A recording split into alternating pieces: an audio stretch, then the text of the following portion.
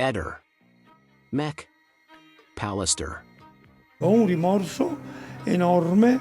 Se avessi annusato solo da lontano la possibilità di quello che è successo, io andavo a prenderla a casa. Noi in 42 anni di conoscenza non ci siamo mai persi di vista. Passavamo minuti e minuti interi tenendoci per mano, guardandoci negli occhi, ripetendo semplicemente ciao amore. Noi saremmo scomparsi da Trieste dopo il 16 di dicembre, per cui quelli erano gli ultimissimi giorni utili per farla scomparire. Io ho avuto il presentimento dal momento in cui lei non è venuta a casa mia, né mi ha più chiamato. Non era da lei.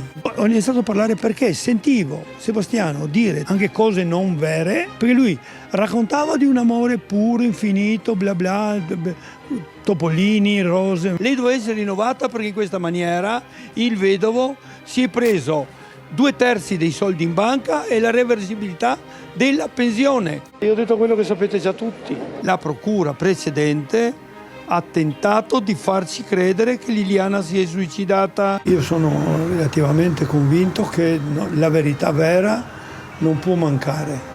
Mi piace ricordarlo nel suo giardino insieme alle sue orchidee, alle sue piante, ai suoi fiori, che amava tantissimo, che non aveva neanche più tempo poi per curarle, perché si è buttato in questa tragica vicenda perché lui voleva la verità. Liliana probabilmente ha trascurato la sua salute per portare avanti la verità per Liliana, perché a noi non ci ha mai parlato veramente del suo male, del suo star male.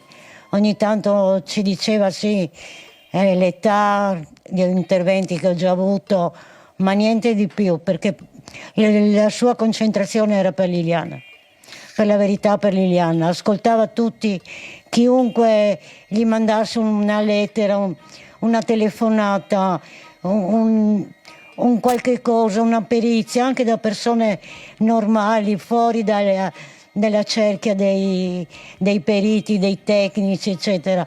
Lui ascoltava tutti perché sperava sempre qualcuno che dava l'input. Sono rimasto veramente male perché sapevo che stesse male, che era in ospedale, però non pensavo fino a questo punto. In questi anni ho tentato tante volte di avvicinarmi a lui, tante volte gli ho dato la mano anche in trasmissione, proprio per condividere i nostri pensieri, le nostre cose.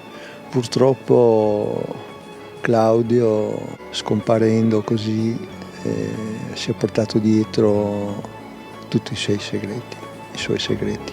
Quello che lui sa, quello che è dentro di lui, probabilmente sono cose che non lo sapremo mai, che magari potevano essere importanti averli saputi, capisci? Per me è importante sarebbe stato parlare tra di noi. Purtroppo non ho mai avuto l'occasione di parlargli da solo. Mi dispiace tanto che se ne sia andato. Purtroppo è così, la vita è fatta così. A un certo punto, quando meno te l'aspetti, arriva il momento dell'addio. Io l'ho sempre ammirato per il suo modo di parlare, di esprimersi, di saper dire le cose che purtroppo io non ho. Quindi Claudio Sterpin aveva dei segreti? Assolutamente no, perché Claudio è stato sentito nell'incidente probatorio, che ringrazio l'avvocato Gentile che ha fatto questa richiesta e la dottoressa Castellini Iozzi che l'hanno accettata, ha detto tutto quello che sapeva.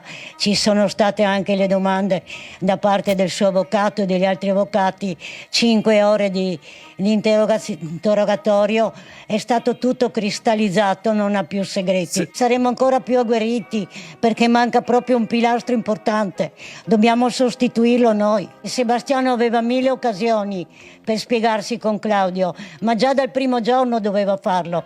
Se era un uomo che amava la sua moglie con le topoline, doveva affrontarlo subito, il giorno dopo della denuncia. No, ma chi l'ha visto? C'era Sebastiano? Non so neanche se c'era. C'era? Beh, non l'ho guardato. Spero di no per lui, però sa tutto quello che è successo. Rispetto per Liliana. Rispetto per Liliana, ognuno ha il proprio. No, con le mani si può fare quello che vuoi. Queste sue parole ultime da sputargli in faccia, in teoria è come se lo avessi fatto. Liliana doveva essere eliminata, punto. Ma è chiaro, è troppo evidente. Il primo è Sebastiano. Sono segreti che purtroppo il signor Sterpin se li è portati con sé. Da parecchio che si sapeva che non stava bene, che era in ospedale, stava molto male. Poi è venuta fuori la notizia che è scomparso. Purtroppo a me dispiace che lui se ne sia andato portandosi dietro i suoi segreti. Ho tentato tantissime volte a dargli la mano, a dirgli ci vediamo, ne parliamo. E vediamo di capire insieme cosa può essere successo, cercare di capire. Purtroppo non è stato possibile.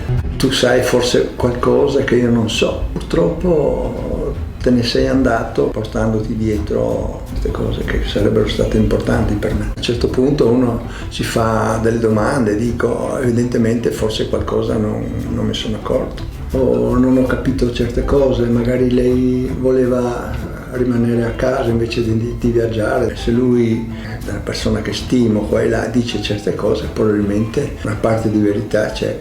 Una parte di Liliana non conosco, questo che ho sempre chiesto a Claudio. Purtroppo sono passati 4 anni abbondanti.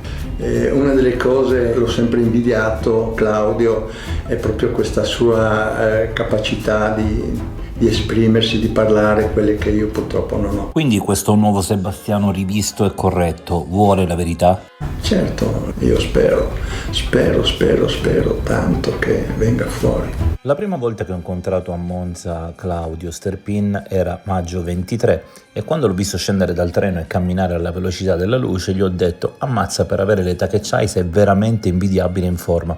E lui mi ha risposto: avresti dovuto vedermi 2 anni fa, prima dei fatti di Liliana, perché io negli ultimi 2 anni sono invecchiato di 10 anni. Poi ci siamo rivisti 2 volte lo scorso ottobre. La sera, quando siamo rimasti d'accordo per vederci a pranzo il giorno dopo, stavamo parlando dell'orario e lui fece una battuta che veramente fu troppo simpatica. Disse: non abbiamo bisogno di orari perché il vantaggio di essere single è che non dobbiamo dare conto a nessuno.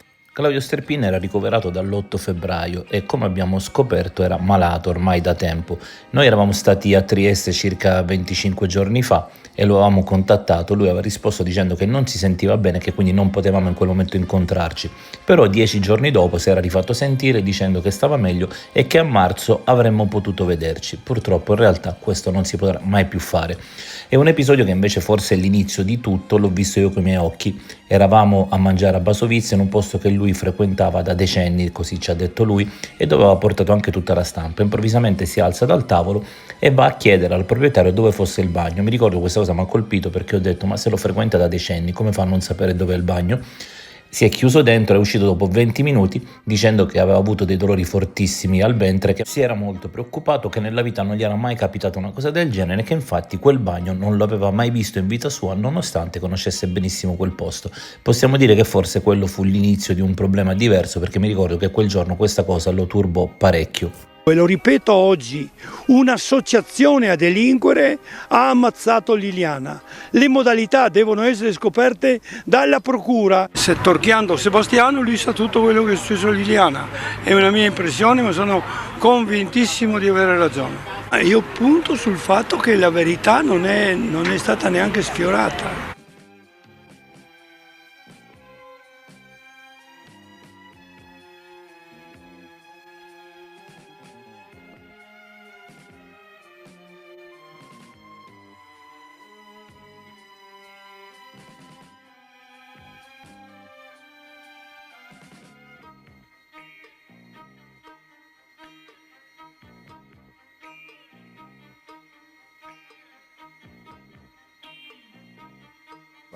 E niente, era quasi un debito che io sentivo di avere nei miei confronti, siccome mi ero messo in testa di farla, e diciamo che l'ho assolto, ecco.